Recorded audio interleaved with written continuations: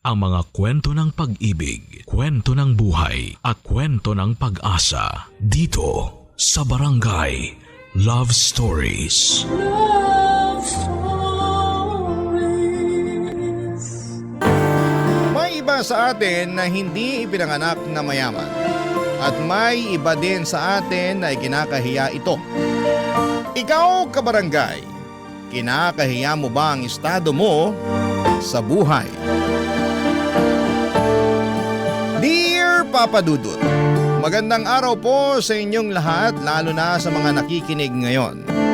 Ako po si Melissa at yung unang beses po na narinig ko yung tungkol sa Barangay LS ay mula sa mga kaklase ko na palagi nakikinig sa inyo tuwing lunch break. Kaya mula noon ay naging parte na rin po kayo ng araw-araw kong pakikinig at inspirasyon. Sa totoo lang po, Papa Dudut, ay medyo nag-aalinlangan akong ibahagi ang kwento ko sa inyo. Dahil aminin ko na hindi ako naging perpektong anak at may mga panahon na naging sutil din ako. Pero nararamdaman ko na kailangan ko na itong ilabas para kahit papaano ay maibsan ko ang bigat na matagal ko nang dinadala sa puso ko. Hindi po ako lumaki sa isang pamilyang mayaman. Ang papa ko ay isang construction worker habang ang mama ko naman ay isang selbedora sa isang maliit na kainan. Habang lumalaki ako ay aaminin ko po na may mga pagkakataon na naiinggit ako sa mga kaibigan ko na may mga bagong cellphone, laptop at iba pang mga gamit na bago. Samantalang ako ay lagi akong nagtitiis sa mga second-hand na gamit dahil mas kailangan namin ng pera para sa pang-araw-araw na pagkain at para ayusin ang mga sirang bahagi ng maliit naming bahay. Pero kahit na ganoon, ay nagpapasalamat pa rin ako kasi nakikita ko naman nagagawin nila mama at papa ang lahat para magkaroon ako ng magandang kinabukasan. Laging sinasabi nila mama at papa na ang pinakamahalaga ay ang makapagtapos ako ng pag-aaral dahil naniniwala silang yun ang susi para maiahon ko ang pamilya namin mula sa kahirapan.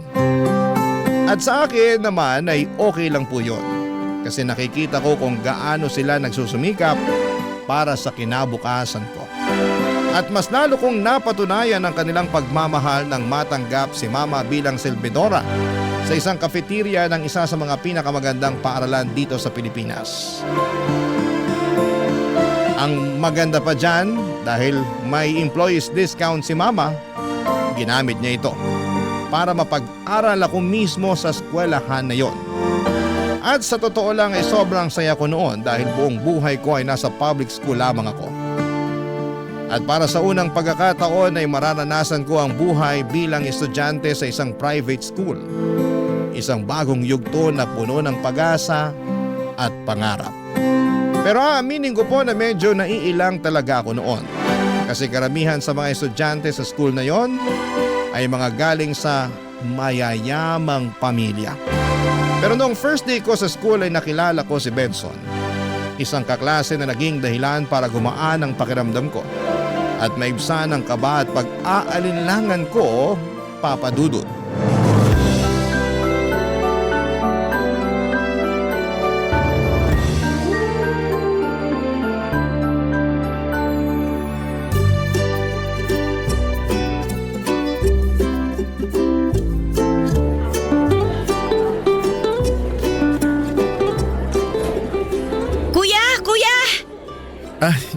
Bakit?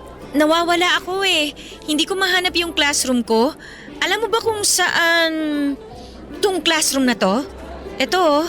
Sandali, patingin nga ulit. Okay, tamang-tama. Magkaklase pala tayo. Ay, salamat naman. Mapapadali na rin ang buhay ko. Kanina pa ako kasi nahihilo eh. Lika, sumama ka sa akin. Papunta na rin naman ako sa classroom natin eh. Ay, tamang-tama. Sige. Nga pala ako si Benson. Hello, ako naman si Melissa. Transferi ka dito, no? Ngayon lang kasi kita nakita eh. Oo. May isang oras pa tayo bago magsimula yung klase. Gusto mo tambay muna tayo sa cafeteria? Ha? Ayoko doon. Bakit naman? Eh, di ba maraming tao doon? Ayoko kasi ng maingay eh. Ayos, may mga upuan pala dito. Dito na lang muna tayo. Okay, ikaw bahala. Sige, dito muna tayo. Siya nga pala, Benson. Matagal ka na bang nag-aaral dito? Oo, dito na ako nag-aaral simula elementary. Wow, siguro mayaman ang pamilya nito.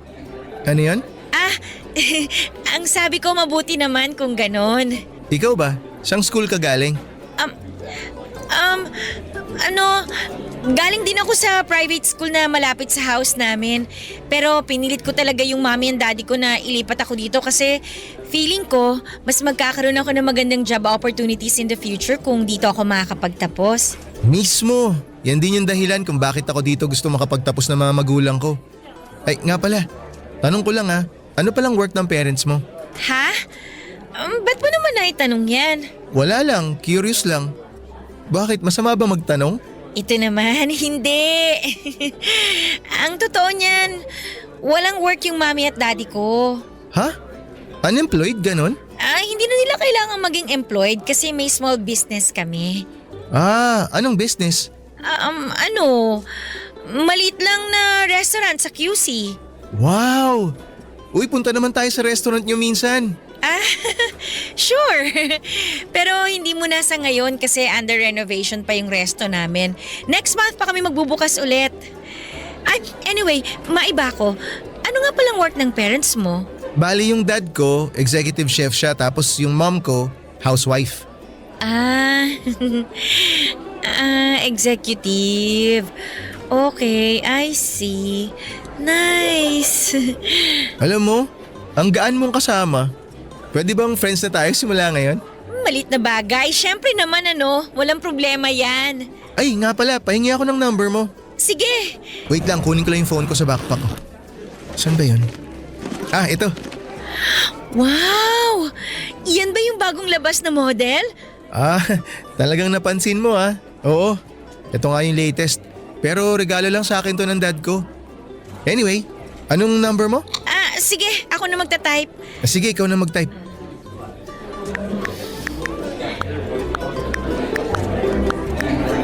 Eto na yung phone mo.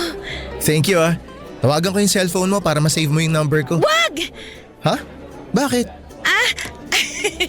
Hindi ko kasi dala yung cellphone ko kasi nasira kasi yung phone ko tama, nasira. Tapos kaka-pre-order ko lang ng bagong phone. Tapos hindi pa dumadating. Pero don't worry. Eto papel tsaka ballpen.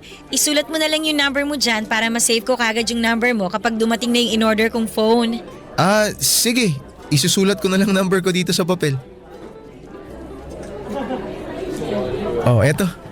Yan. Thank you. Halika na. Pasok na tayo sa classroom.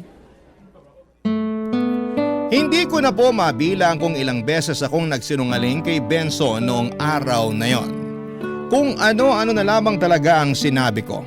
Lahat para lang maitago ang katotohanan at para hindi siya magduda o mahalata na galing ako sa isang mahirap na pamilya. Sinabi ko na may negosyo sina mama at papa at sinabi ko rin na nasira lamang ang cellphone ko. Kahit ang totoo ay luma na ang cellphone ko at halos hindi na gumagana yung speaker. Nahihiya po talaga ako kasi pakiramdam ko ay hindi ako bagay sa mundong ginagalawan ni Benson at ng mga kaklase ko. Pero mas lalo akong ninervyos nang nagyaya si Benson na kumain sa cafeteria. Alam ko po kasi na doon nagtatrabaho si mama at kapag nakita niya ako roon ay siguradong babatiin niya ako. At malalaman ni Benson at ng iba ko pang kaklase na anak lamang ako ng isang empleyado sa cafeteria. Noon pa man ay may takot na akong baka ma-judge nila ako o baka tingnan nila ako ng mababa dahil lamang sa estado ng pamilya ko sa buhay. Kaya kahit alam kong mali ay ginawa ko ang lahat para maitago ang katotohanan. Alam ko pong may mga makakarinig ng kwento kong ito na maiinis o hindi makakaintindi pero sana'y maunawaan ninyo ako na lumaki akong laging nasa gilid, laging naiiba at ngayon lamang ako nakapasok sa ganitong klase ng mundo. Kaya kahit minsan lang ay gusto ko sanang maramdaman na belong ako, na hindi ako naiiba. At kaya ko makipagsabayan sa mga sosyal na mga estudyante.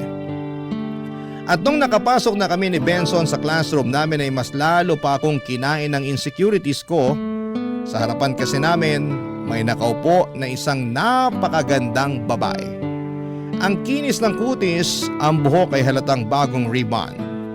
Ang gamit niyang cellphone ay pareho sa cellphone ni Benson at kitang-kita talaga na talagang mayaman siya. Mamahalin ng bag, ang sapatos at pati na rin ang relo. Habang tinitignan ko siya ay parang lalo akong nanliliit sa sarili ko. Lalo kong nafe-feel na hindi ako kabilang sa mundo nila. Hindi ko napigilan ang sarili ko at nagtanong na ako kay Benson kung sino yung babae na nasa harapan namin, Papa Dudut.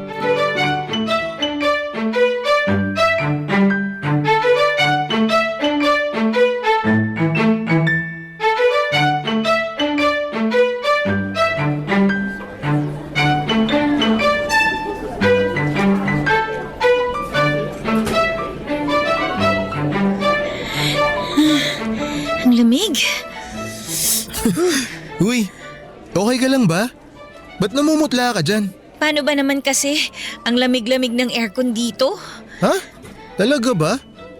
Okay lang naman yung temperature ng aircon sakto lang. Bakit? Di ka ba sanay sa aircon?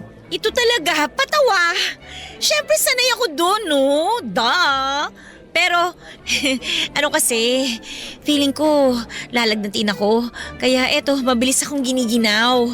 Ah, okay. Siya nga pala, Benson. May itatanong ako sa'yo. Ano yun? Sino siya? Sino? Ayan o, yung babaeng nasa harap natin. Ah, si Avery ba?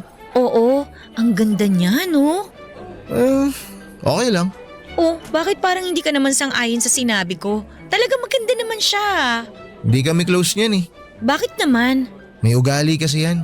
Paano mo naman nasabi? Sakit sa ulo ng teachers yan dito. Grades niyan, puro pasangawa.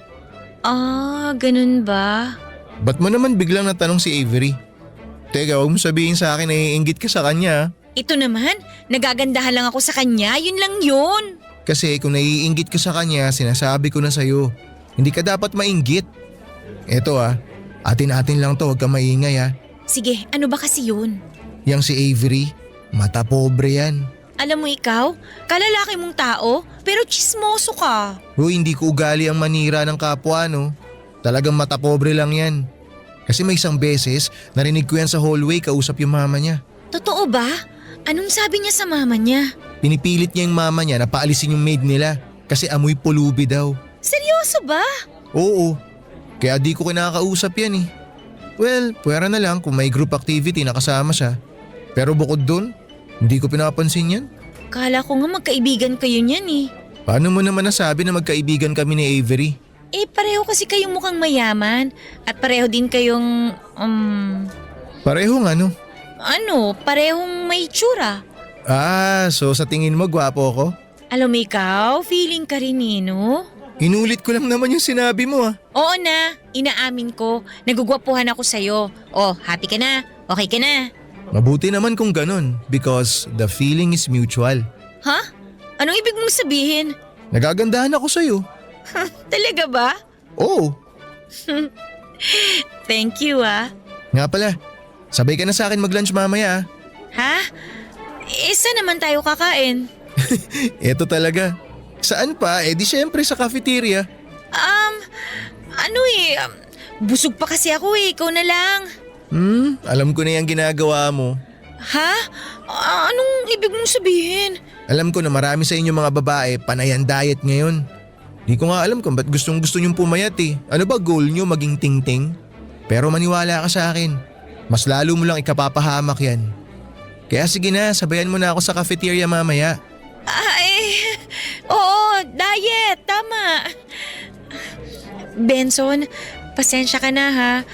Pero wala talaga ako sa mood para mag-lunch Dito na siguro muna ako sa classroom. Tapos balikan mo na lang ako kapag tapos ka ng kumain. Sige na nga. Mukhang wala naman ako magagawa Pero sigurado kang okay ka lang Oo, ayos lang ako. Huwag mo akong isipin. Noong araw na yon ay buong puso ko talagang tinanggihan ang alok ni Benson na mag-lunch kami sa cafeteria. Hindi dahil ayaw kong makasama siya kundi dahil sa takot. Takot na baka makita niya si mama roon at malaman ang katotohanan tungkol sa akin. Kaya para makaiwas ay nagsimula na akong magbaon ng pagkain sa pang-araw-araw. Pero hindi tulad ng mga sosyal kong kaklase na may mga packed meals mula sa bahay o nagpapadeliver pa ng food mula sa mga mamahaling resto. Nagtitiis lamang po ako sa mga mumurahing pagkain. Minsan sardinas at minsan naman ay noodles. At dahil ayokong mapansin o ma-judge ng iba, sa loob ng CR ako palaging kumakain. Oo, sa loob ng CR. Doon ako nagtitiis araw-araw tuwing lunch break.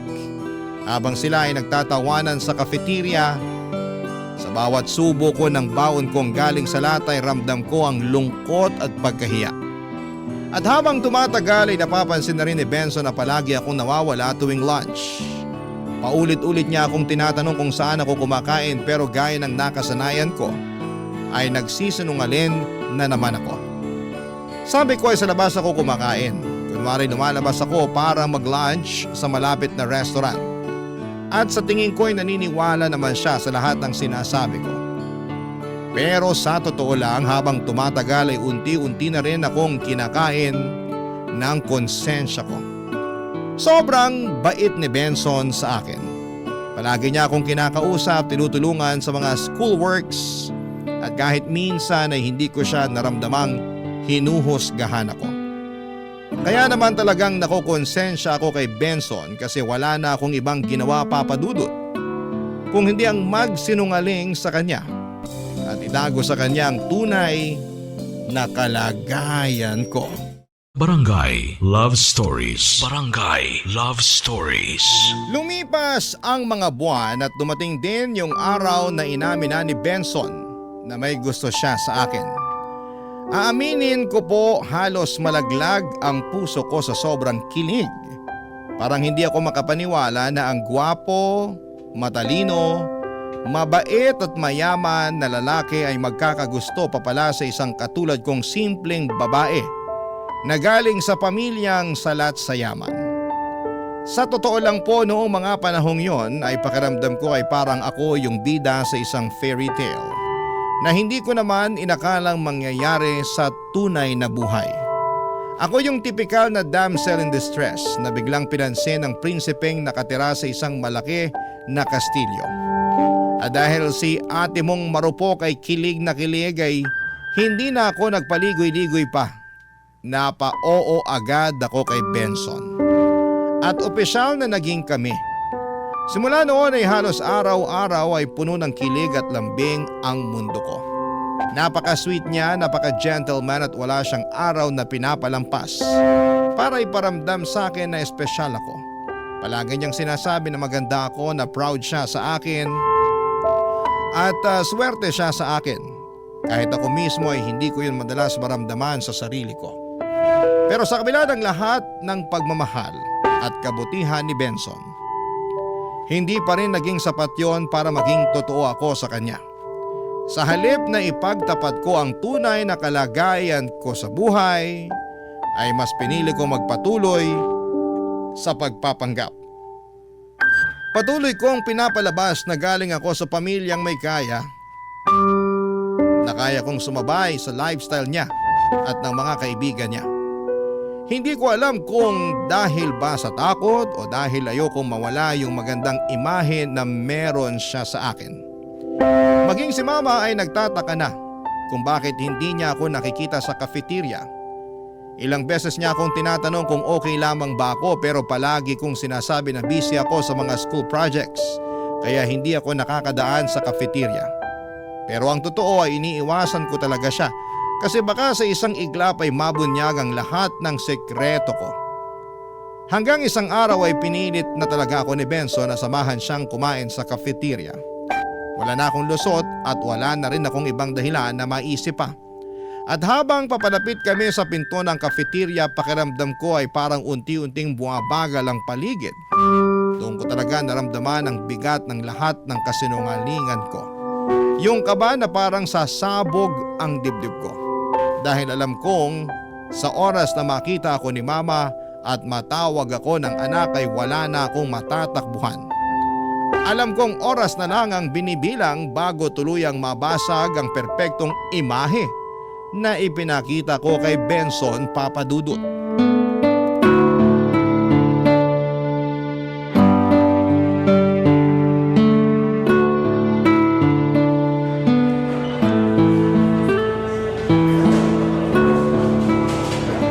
Uy, Melissa. Ayos ka lang? Ba't pinagpapawisan ka? Huwag mo akong intindihin. Okay lang ako. Halika na. Benson, ikaw nang umorder ng pagkain natin, ha? Samahan mo ako para makapili ka ng gusto mong kainin. Ay naku, wag na. Ikaw nang bahala. Maghahanap na lang ako ng mauupuan natin. Sige na nga, hanap ka muna ng mauupuan natin. Bili lang ako sandali balik ako agad. Sige. Ay, pambihirang buhay to, oo. Munti ka na ako dun Diyos me, Melissa, ano ba kasi itong pinasok mo?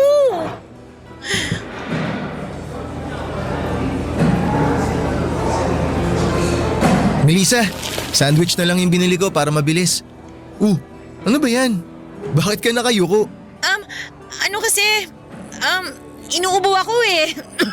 Ganun ba? Kawawa naman pala yung baby ko. Che, ewan ko sa'yo, kumain na nga lang tayo. Ba't parang unsensitive mo, hindi ka na mabiro. Sandali lang, si Avery ba yun? Wow! Bakit ka napawaw? Ang social ng lunch niya.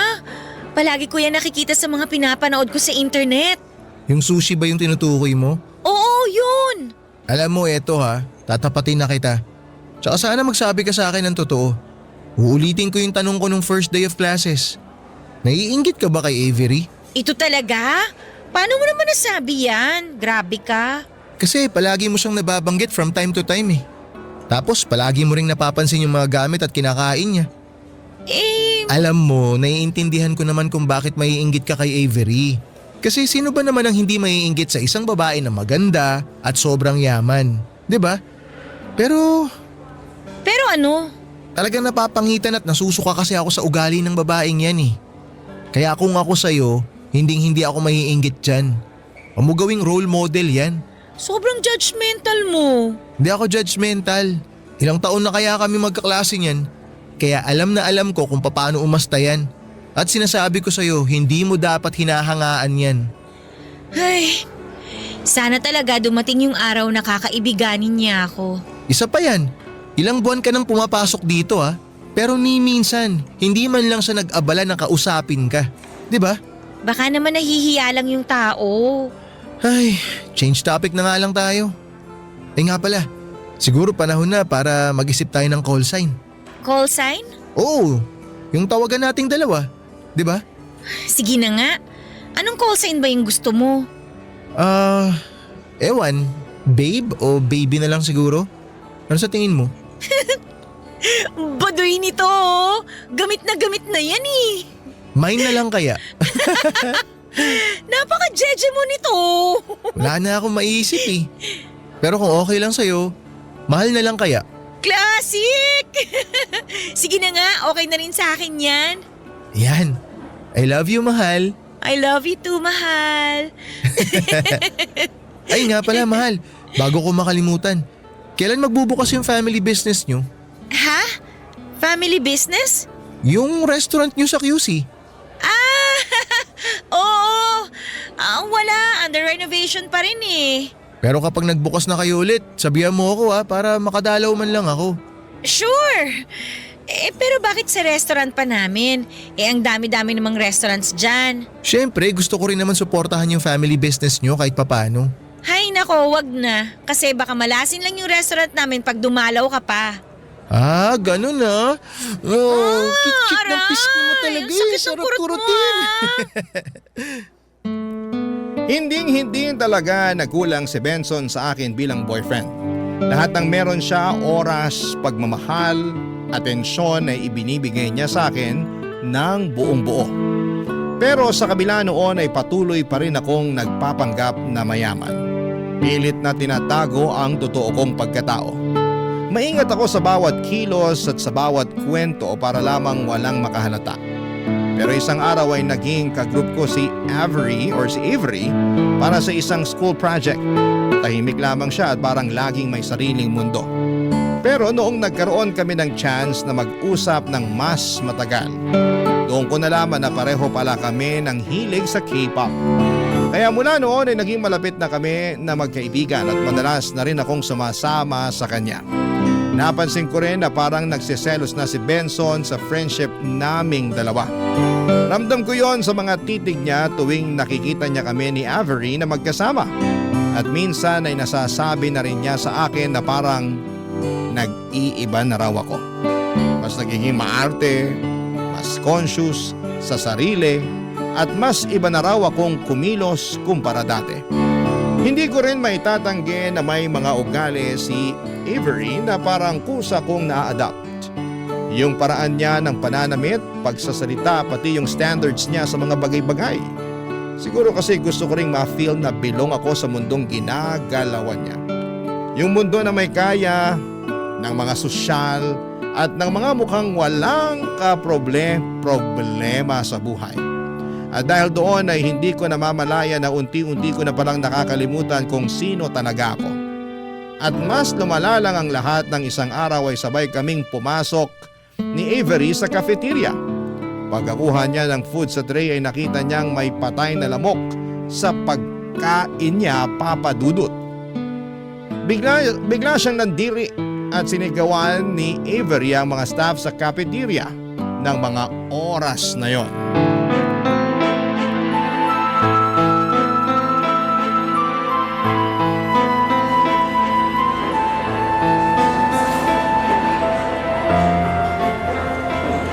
Mahal, pigilan mo nga yung kaibigan mo.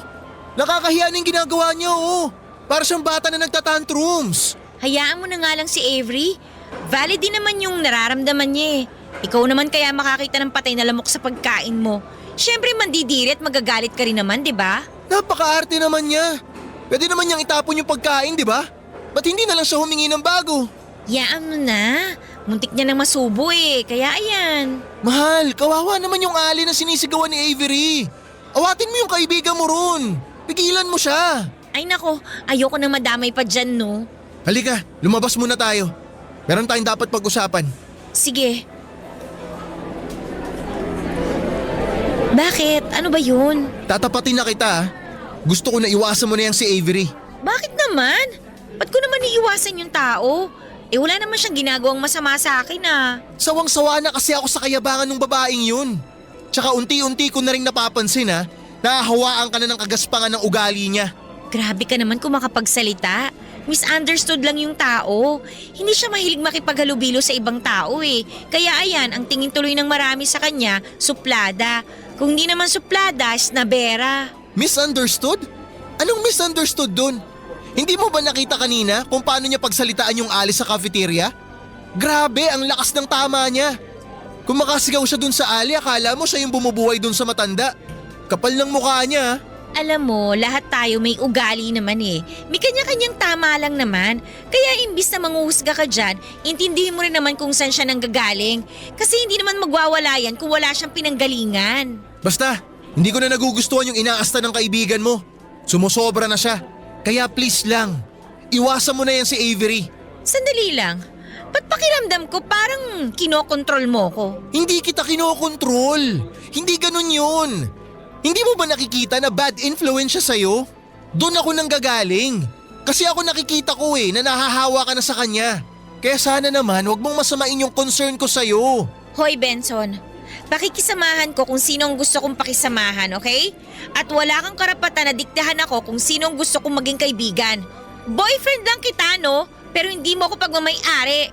Ganun na ba talaga ang tingin mo sa akin? Oo, ang kulit mo eh. Ay, may tatanong ako sa'yo at sana magsabi ka rin sa akin ng totoo. Ano yun? Napapansin ko kasi na para bang diring-diri ka kay Avery tuwing pinag-uusapan natin siya. Umamin ka nga, may namagitan ba sa inyo noon? Wala. Yung ayaw ko sa lahat ay yung pinagsisinungalingan ako. Ilang beses mo nang siniraan si Avery sa akin at alam kong hindi mo gagawin yon kung wala kang pinaguhugutan. Ay, oo na, amin na ako. Oo, may namagitan sa amin ni Avery noon. Ex-girlfriend ko siya. Kung ganon, bakit hindi mo kaagad sinabi sa akin? Hindi naman na kasi mahalaga yun eh. Matagal na kaming tapos. Pero kung sinabi mo lang yun na mas maaga sa akin, edi sana umpisa pa lang hindi na ako nagtaka kung bakit tutol na tutol ka na makipagkaibigan ako sa kanya. Sorry na. Tinago mo sa akin na may namagitan sa inyo ni Avery. Para sabihin ko lang sa'yo, yung ayaw ko sa lahat, yung pinagsisinungalingan ako at pinagtataguan ako ng mga sikreto. Pasensya ka na talaga, mahal. Inaamin ko naman ang kasalanan ko kung bakit di ko agad sinabi sa'yo. Pero pangako, simula sa araw na to wala nang secrets. Sasabihin ko na lahat-lahat. Talaga ba? Pangako! Mabuti naman kung ganon. Siya nga pala, bakit kayo naghiwalay ni Avery? Nalaman ko kasi na niloloko niya ako eh. Ha? Paano niloko? Nakita ko yung messenger niya. Meron siyang kinakausap na ibang lalaki. Simula nun, nakipaghiwalay na ako sa kanya. Pero ni minsan hindi siya humingi sa akin ng sorry. Kaya naman pala. Kaya naman pala Parang ganun-ganun na lang yung galit mo sa kanya. Mas naiintindihan ko na ngayon kung bakit palagi mo siyang sinisiraan sa akin. Ha? Hindi ako galit sa kanya. At hindi ko rin siya sinisiraan sa'yo. Ang akin lang naman, alam ko yung totoong ugali ng babaeng yun. At ayoko matulad ka sa kanya. Benson, hindi na ako bata. Alam ko na yung ginagawa ko. At wala ka rin karapatan na pagbawalan ako. Kaya please lang, kung ayaw mo na magkasira tayo, wag mo akong kokontrolin kasi yun yung ayaw ko sa lahat eh. Yung pakiramdam na parang minamanduhan ako. Mahal naman. Ayoko na makipagtalo sa'yo, okay? Sige na, pupunta muna ako ng CR. Maiwan na muna kita dyan. Aaminin ko po sa inyo na sobrang nakonsensya ako noong nakita kong pinagsalitaan ng masama ni Avery ang mama ko sa harapan ng maraming tao sa cafeteria. At ang mas masakit pa roon nang nakausap ko si Benson tungkol sa nangyari, mas siya pa ang nagpakita ng pag-aalala at awa sa mama ko. Na para bang mas siya pa ang anak kesa sa akin. Pero kahit na ganoon ay pinili ko pa ring manahimik at magpanggap. Kasi iniisip ko na kapag nalaman ng lahat na yung selbidora ang pinahiya ni Avery ay ang mama ko, ay baka pandirihan nila ako o baliwalain. At yon ang pinakaayaw kong maramdaman. Pagkatapos ng usapan namin ni Benson ay nagkaroon na ng distansya sa pagitan namin. Hindi ko muna siya kinausap kasi aaminin kong naiirita ako kapag pakiramdam ko ay kinokontrol ako. Ayoko yung dinidiktahan ako kung sino ang dapat kong iwasan o kaibiganin. Kaya naman noong paulit-ulit niyang sinasabi na iwasan ko si Avery ay mas lalo lamang akong napipikon. At habang lumilipas ang mga araw, mas naging madalas na ang pagsasama namin ni Avery. Mas nakikilala ko siya at aaminin ko rin na mas lalo ko siyang hinahangaan dahil maganda at mayaman siya. Pero habang tumitibay ang samahan namin ni Avery ay unti-unti rin naman na napapalayo ang damdamin ko kay Benson.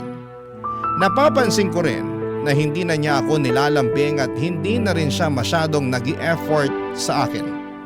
Aaminin ko na sobra ako nasasaktan noong unti-unti kong nararamdaman na lumalayo na ang loob sa akin ni Benson pero wala akong ibang nagawa kundi ang tanggapin yon. At habang mas dumadalas ang oras ko kay Avery, mas nararamdaman ko ring lumalamig na ang relasyon namin ni Benson. Para bang pareho naming nararamdaman na may nagbago na.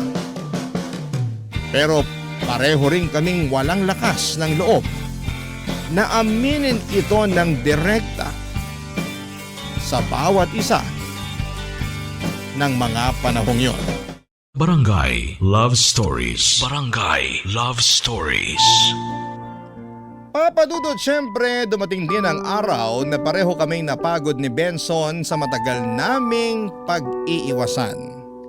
Kaya nag-usap kami ng tapat at prangka.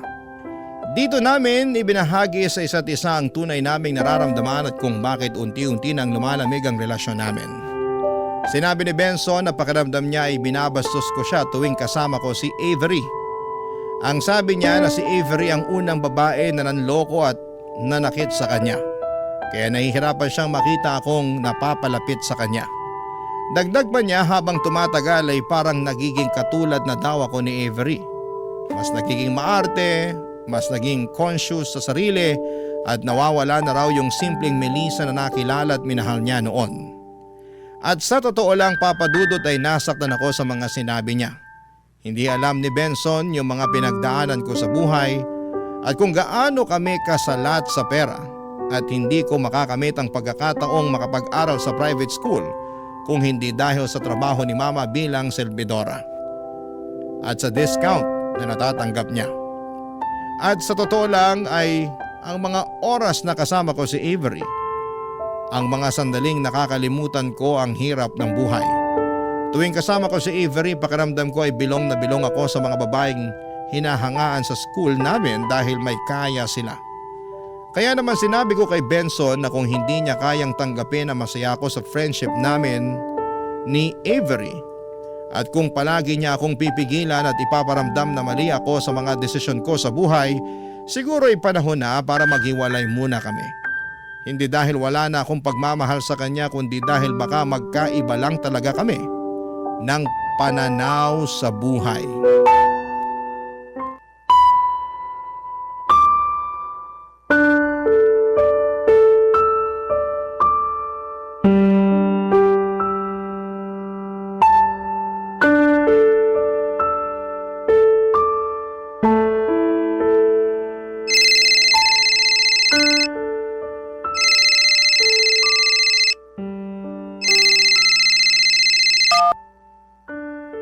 Oh, Benson, kumusta ka? Okay lang naman. Ikaw, kumusta ka? Okay lang ako. Medyo matagal na rin mula nung huli tayo nagkausap na maayos. Kaya nga eh. Bakit ka ba napatawag? Pakiramdam ko nung huli tayo nag-usap, parehong mainit mga ulo natin. Pero ngayon, gusto ko na sanang linawin kung ano ba talaga ang meron tayo. Ang totoo niyan, matagal ko nang gustong pag-usapan yan. Kasi habang tumatagal, palabo na ng palabo tong relasyon natin eh. Yun na nga eh. Benson, aaminin ko na hanggang ngayon, mahal na mahal kita. Aaminin ko rin sa'yo na mahal pa rin kita, Melissa. Pero, sa tingin ko, panahon na para magkanya-kanya tayo. Sandali lang. Hinihiwalayan mo na ba ako? Ayoko sanang gawin to pero pinapalaya na kita. Teka, tinawagan kita kasi gusto ko sanang ayusin tong relasyon natin. Pero bakit ganun? Bakit parang pakiramdam ko ayaw mo nang bigyan tayo ng second chance? I'm sorry, pero kasi Sige na, sabihin mo na sa akin. Ano ba talagang dahilan kung bakit sumusuko ka na? siguro mas mabuti kung tsaka na lang muna natin pag-usapan to. Anong tsaka na lang tayo mag-usap? Nandito na to eh. Kaya sige na, sabihin mo na sa akin yung totoo. Pasensya ka na pero nasasakal na kasi ako sa'yo eh. Nasasakal ako sa'yo tuwing pinagsasabihan mo ko kung ano yung dapat at hindi ko dapat gawin. Pero hindi mo man lang ba naiisip o napapansin na lahat ng mga sinasabi ko sa'yo para din naman sa ikabubuti mo? At ano naman yung ikakabuti ko? Hilumayo sa mga taong gusto ko na maging kaibigan dahil lang ayaw mo sa kanila? Sobrang unfair naman yata nun. Masyado ka manipulative at controlling. Pero napakapangit ng ugali ng taong yun. Nung taong gusto mong maging kaibigan. Hindi mo ba naiintindihan yun? Hindi mo ba talaga napapansin na habang tumatagal, mas lalo kang nahahawa sa kagaspangan ng ugali niya? Sinasabi mo lang yan kasi minsan mo na siyang naging ex. Hindi ganun yun. Sinasabi ko to kasi alam ko mismo kung anong klaseng tao siya. At nakita mo naman, di ba? Kung paano niya itrato yung mga tao mas mababa sa kanya. Hindi siya mabuting kaibigan. Hindi siya mabuting tao. Maniwala ka sa akin, Melissa. Malabo nang magbago yung babaeng yun. Tungkol pa rin ba to sa nangyari dun sa cafeteria? Kasalanan din naman kasi nung tatanga-tangang serbidora yun eh.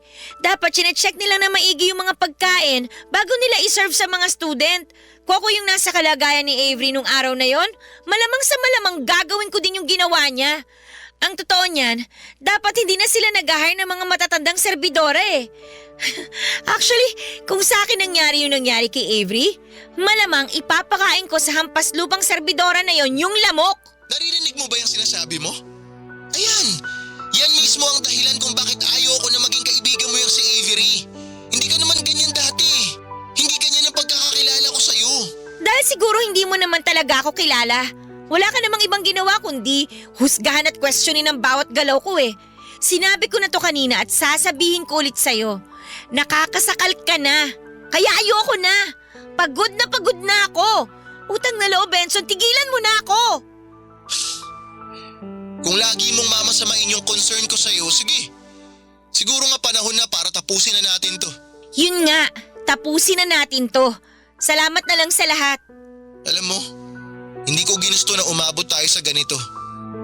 Ang gusto ko lang naman bumalik yung dating Melissa. Yung Melissa na simple, yung Melissa na hindi nanghihingi ng validation galing sa ibang tao. Ha? Ano ba pinagsasabi mo dyan? Akala mo ba hindi ko napapansin na unti-unti mo nang kinokopya bawat kilos ni Avery? Para kang uhaw na uhaw sa approval at atensyon niya. Ano bang nakita mo sa babaeng yun? Ba't idol na idol mo yun? Mabuti sana kung good influence yung tao eh. Pero hindi naman. Mas naiintindihan ko na ngayon kung bakit kayo naghiwalay ni Avery. Ano sinasabi mo? Siguro katulad ko, nasasakal na din siya sa'yo kasi ang dami mong drama sa buhay. Daig mo pa ang babae sa kakadada mo dyan. Bago mo kami husgahan, tingnan mo kaya muna yung sarili mo sa salamin kasi hindi ka rin naman perpekto, Benson. Sige na, ibababa ko na to. Ayaw na kitang kausap. Ayoko na magkasamaan pa tayo ng loob. Bahala ka sa buhay mo. Maghanap ka ng ibang babae na kokontrolin mo. At yun na nga Papadudo, tuluyan na kaming naghiwalay ni Benson pagkatapos ng tawag na yon.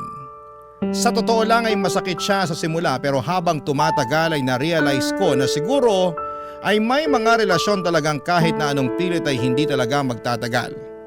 May mga magjowa talaga na kahit mahal ang isa't isa, hindi magkakaintindihan dahil magkaiba ng pananaw nila sa buhay.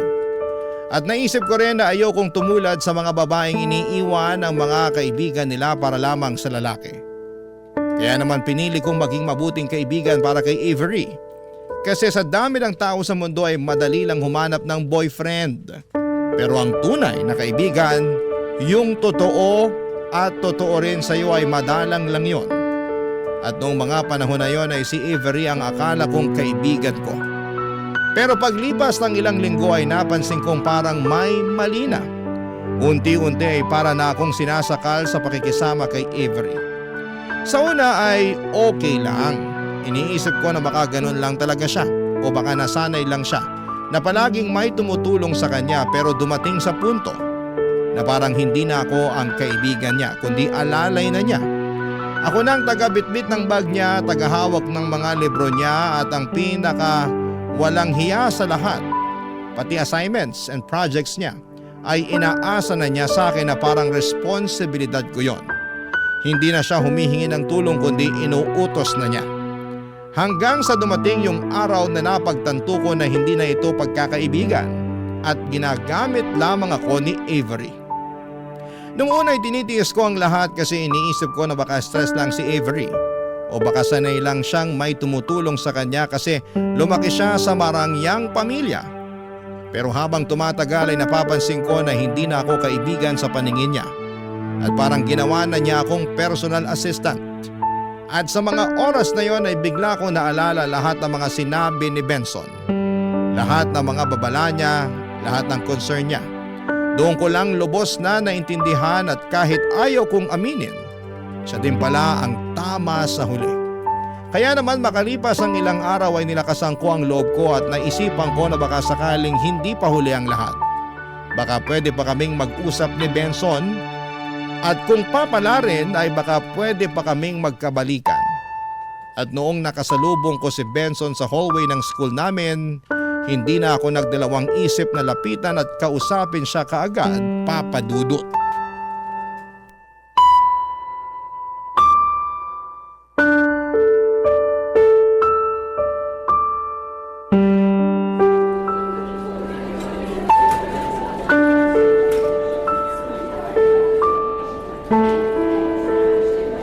Benson! Sandali lang!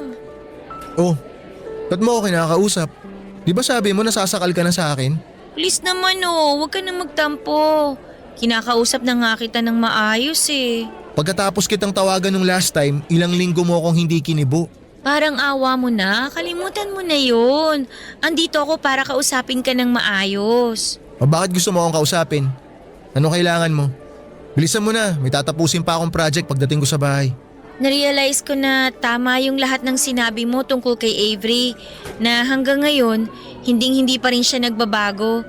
Hindi pala kaibigan ang hanap niya, kundi isang tao na magiging sunod-sunuran sa kanya. I'm sorry kung hindi ako kagad nakinig sa'yo. Dapat sa simula pa lang naniwala na ako sa'yo. Kasi kung tutuusin, mas una kayo nagkakilala at naging girlfriend mo pa siya. Wala nang kwenta yung realization mo. Matagal mo nang tinapos kung ano yung meron tayo. Ganyan na ba talaga katigas ang puso mo? Humihingi na nga ako ng tawad sa'yo. Oh. Inaamin ko na ako na tong nagkamali at nagpakatanga para lang matanggap ni Avery. Melissa, diretsuhin mo na nga ako. Ano ba talagang gusto mo mangyari? Hindi pa ba obvious? Gusto ko magkabalikan tayo. Hanggang ngayon hindi pa rin nawawala yung pagmamahal ko sa'yo. At sigurado ako na ganun din ang nararamdaman mo para sa akin. Pasensya ka na pero malabo na yan. Ha? Bakit naman nagkakaganyan ka? Hindi ka naman ganyan dati ha. Noon nga, ikaw pa tong atat na ayusin yung relasyon natin eh. Atat na atat ako noon. Pero marami kasi ako na-realize ngayon. At buo na yung desisyon ko na iwan ka. Alam mo, hindi kita maintindihan, Benson. I'm sorry kung napapaiyak ako ngayon. Pero hindi ko lang talaga kasi maintindihan kung saan ka nang gagaling eh. Ba't ba bigla ka na lang nanlamig sa akin? Saka na lang natin to pag-usapan. Kailangan ko na talagang umuwi. Hindi ka aalis. Dito ka lang. Dito ka lang hanggang sa malaman ko kung bakit ka nagkakaganyan. Maniwala ka sa akin, Melissa. Kapag sinagot ko yan, hindi mo magugustuhan yung maririnig mo. Wala akong pakialam. Magsalita ka. Inaamin ko na nga na nagkamali ako kay Avery, di ba? Inaamin ko na all along, ikaw tong tama at dapat matagal ko na siyang nilayuan. Sana naman wag mo akong pagkaitan ng second chance. Kasi lahat naman tayo nagkakamali eh. Hindi naman ako nagkakaganito dahil sa pagkakaibigan nyo ni Avery. Eh kung gano'n naman pala, ano yung dahilan? Sabihin mo na sa akin para at least malaman ko naman kung saan ka nang gagaling. Hindi ako manghuhula, Benson. Kaya utang na loob naman, magsalita ka. Kasi alam ko na yung totoo, Melissa. Ha? Anong totoo? Alam ko na yung alis sa cafeteria, nanay mo yun. Paano mo nalaman yan? Isang beses nakita ko siyang umiiyak. Nilapitan ko siya para kumustahin. Sabi ko baka mapagaan ko yung loob niya. Bigla na lang niyang inamin sa akin. Napapaluha daw siya tuwing naiisip niya na kahit minsan hindi man lang siya kinumusta ng anak niya dito sa campus. Tapos nung tinanong ko kung anong pangalan ng anak niya, alam mo kung ano sabi niya? Melissa. Melissa daw ang pangalan ng anak niya. Ona! Inaamin ko na hindi mayaman yung pamilya ko. Ngayon na alam mo na yung totoo. Wala nang point para itago ko pa sa iyo yung katotohanan. Nagpapanggap lang ako na mayaman para mag-fit in ako sa mga kaklase natin. Pero sana wag mo naman akong husgahan dahil lang sa estado ng buhay namin. Yan ang wag na wag mong gagawin, Melissa. Anong ibig mong sabihin? Wag mo akong babaliktarin. Wag na wag mong babaliktarin ang kwento. Hindi kita hinuhusgahan at lalong hindi ako nandidiri dahil mahirap kayo. Wag kang magsinungaling, Melissa. Hinuhusgahan at pinandidirian kita kasi hindi ko lubos akalain na magagawa mo yon sa sarili mong nanay. Narinig ko na dati kung paano mo siya pagsalitaan. Ano nga ulit yung sabi mo? Na ipapakain mo sa kanya yung lamok? Benson, I'm sorry. Hindi naman kasi ako ganong klase ng tao eh. Talagang nakaramdam lang ako ng peer pressure kasi pakiramdam ko hindi ako belong dito eh. Kaya ako lang nagawa yun dahil gusto ko maramdaman na hindi ako salat sa buhay. Pero hindi sapat na dahilan yun para bastusin at pagsalitaan mo yung mama mo. Ako mahal na mahal ko mom ko. At hindi ko magagawa sa kanya yung ginagawa mo sa mama mo. Madali lang para sa'yo na sabihin yan kasi mayaman kayo. Lumaki ka sa marangyang pamilya kaya kahit kailan, hindi mo maiintindihan kung saan ako nanggagaling. Hindi sapat na dahilan yung kahirapan, Melissa. Para walang hiyain mo yung mama mo ng ganun. At maniwala ka man o hindi ko magagawang bastusin ng mom ko kahit malugmok kami sa hirap. I'm sorry. Please, patawarin mo na ako. Alam mo mismo sa sarili mo na wala akong kasalanan. Nakasalanan ni Avery kung bakit ako nagkakaganito. Nagmamakawa ako sa'yo. Sana naman bigyan mo pa ng second chance ang relasyon natin. Siguro nga naging bad influence si Avery sa'yo. Pero hindi ka na bata, Melissa. Alam mo na ang tama't mali. At sa mga nalaman ko at mga pinakita mo sa akin, mas lalo mo lang pinatunayan na dapat na kitang layuan. Benson! Benson, sandali lang!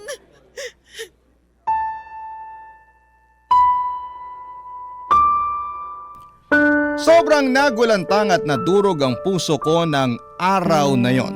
Hindi ko mapigilan ang luha ko at pakiramdam ko ay parang binagsakan ako ng bagyo at kidlat sa iisang iglap. Hindi ko inakalang malalaman ni Benson ang buong katotohanan tungkol sa tunay na kalagayan ko. At siguro ay kung naging totoo lamang ako sa simula, kung hindi ako nagpanggap at hindi ako nagpadala sa pressure na makisabay sa mga mayayaman naming kaklase, baka iba ang naging ending ng kwento namin. Pero wala na akong magagawa at nangyari na ang lahat. At ang tanging magagawa ko na lamang ngayon ay tanggapin na hanggang doon na lamang talaga ang relasyon namin ni Benson. Ngayon ay single na ako at patuloy pa rin nag-aaral. Sa dami ng mga nangyari ay natutunan ko na hindi mo kailangang magbago para lamang matanggap ka ng ibang tao. Hindi mo kailangang magkunwari para lamang maramdaman mong belong ka. Kasi ang mga totoong tao ay tatanggapin ka maging sino ka man. Habang sinusulat ko po ito ay mas lalo kong nararamdaman ang konsensya at guilt sa mga kung paano ko trinato ang mama ko noon. Kaya unti-unti tinanggap ko na rin ang tunay kong pinagmulan. Natutunan kong mahalin ang sitwasyon ko sa buhay at hindi ito ikahiya. At higit sa lahat ay natutunan kong pahalagahan ng mama ko dahil kahit na hindi kami mayaman ay siya ang dahilan kung bakit nakatungtong ako sa isang private school. At dahil sa kanya kahit papaano ay naaabot ko ang mga pangarap ko na noon ay pinapangarap ko lamang. Para kay mama, mahal na mahal kita at humihingi ako ng tawad sa lahat ng panahong ikinahiya ko po kayo. Ngayon ko lang talaga na-realize kung gaano ka kabuting ina at kung gaano ako kapalad na kayo ang naging mama ko. At para naman kay Benson, aaminin ko na mahal pa rin kita. At kung sakaling naririnig mo man ito, sana'y mabigyan mo pa ako ng isang pagkakataon. Ngayon ay masasabi ko na mas kilala ko na ang sarili ko at handa na akong maging totoo sa sarili ko at sa mga taong nasa paligid ko. Maraming salamat po sa inyo, Papa Dudut, at sa Barangay LS sa pagbibigay ng pagkakataong maibahagi ko ang kwento ko. Sana po ay may napulot kayong aral sa mga pinagdaanan ko, and God bless. Para kay Benson, sana dumating ang pagkakataon na muli tayong magkita. Ang inyong forever kapuso at kabarangay, Melissa. Ako, gigil na gigil talaga ako sa nangyayari sa kwento natin. O ikaw, kabarangay, kumukulo rin ba dugo mo? Pwede kang mag-iwan ng comment sa ating comment section.